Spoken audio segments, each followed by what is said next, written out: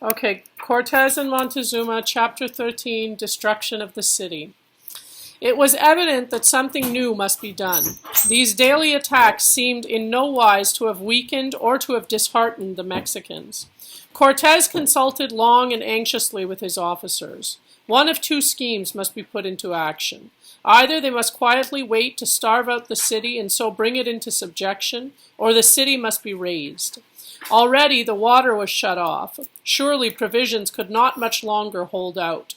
Still, the idea of patiently waiting for this condition to come about was not an agreeable one to those impetuous, hot-headed Spaniards. One more opportunity, said Cortez, will we give these defiant Aztecs to surrender their city without further loss. Upon their answer will we build our future plans. Thereupon messengers were sent to Guatemozin. Tell your king, said Cortez, that because of the love I bear the family of Montezuma, I am willing to make terms of peace. He must know that, cut off as he is from food and water, we must surely conquer. Ask him if he will not, for the sake of the lives of his subjects and for the sake of his ancient city, put an end to this fearful slaughter by surrender to the Spanish power. When Guatemozin heard these words, he gathered together his priests and nobles and sat in council with them. Many were in favor of peace, but the priests, with a thought only to the religion which the Spaniards would destroy, opposed any step towards submission. See, said they, what has been the conduct of the white man from the very first. Remember the treatment of Montezuma and all the princes that have come into their power. Think how they have stolen our treasures, despoiled our temples, and branded as slaves those countrymen of ours who have submitted to them. Shall we too bow as slaves before this hated foe? For days the Spaniards anxiously awaited the reply. No messenger came. We are done with words, savagely thundered the emperor. It is time to act.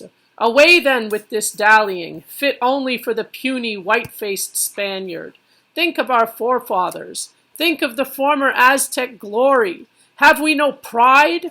Have we no daring? Shame upon us! Shame upon us! Vengeance! Vengeance! On to battle!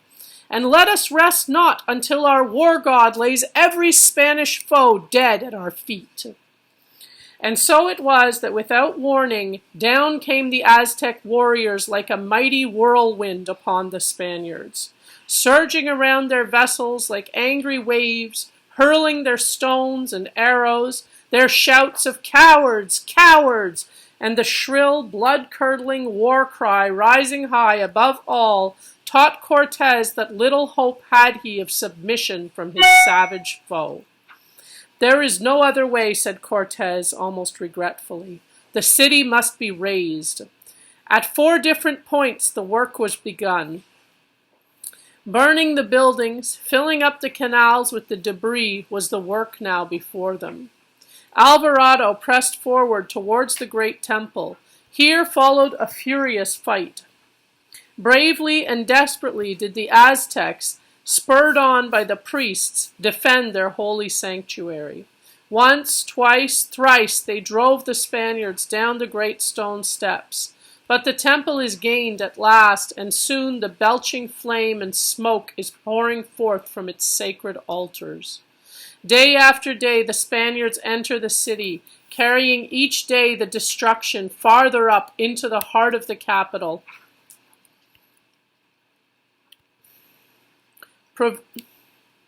Provisions were giving out. Even the flesh of the Spaniard was denied them now that the slaughter had ceased. They were starving, ill, disheartened. And yet not one thought had they of surrender, not one thought of giving themselves into the hands of the white man. 3/4 of the city already was in the possession of the Spaniards. Now Cortez pushed onward to the marketplace, the last stronghold of the Aztec. This the foe captured, burning and tearing down on either side of the great water street as they advanced.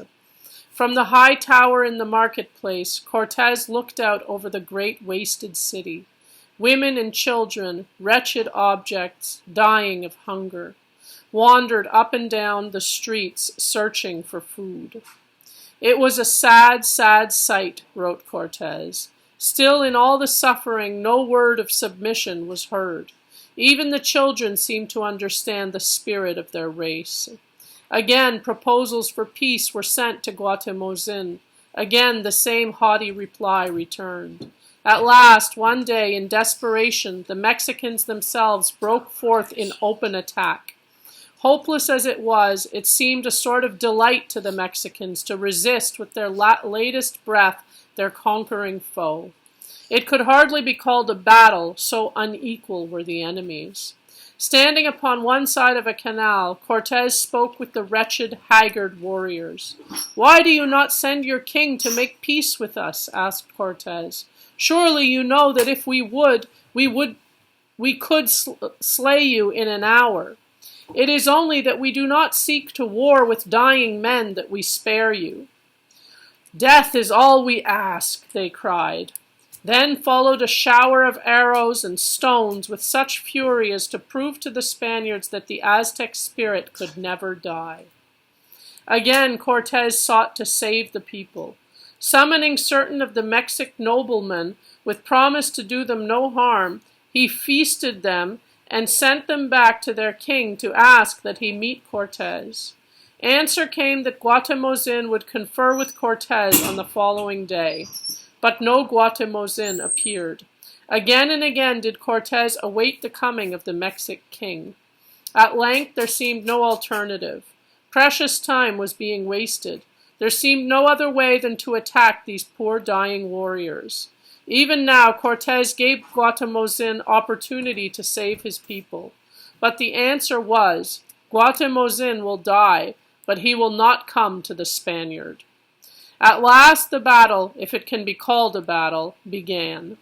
As the Spaniards neared the dwelling of Guatemozin, he with his family fled to his boat. Swiftly he was pursued and overtaken. Brought at last a captive into the presence of Cortez, he said, "Malinche, I have done my duty in the defense of my kingdom and my people. I have failed, and now am your prisoner."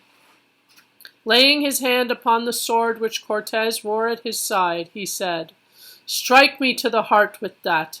Give me at least the liberty of death."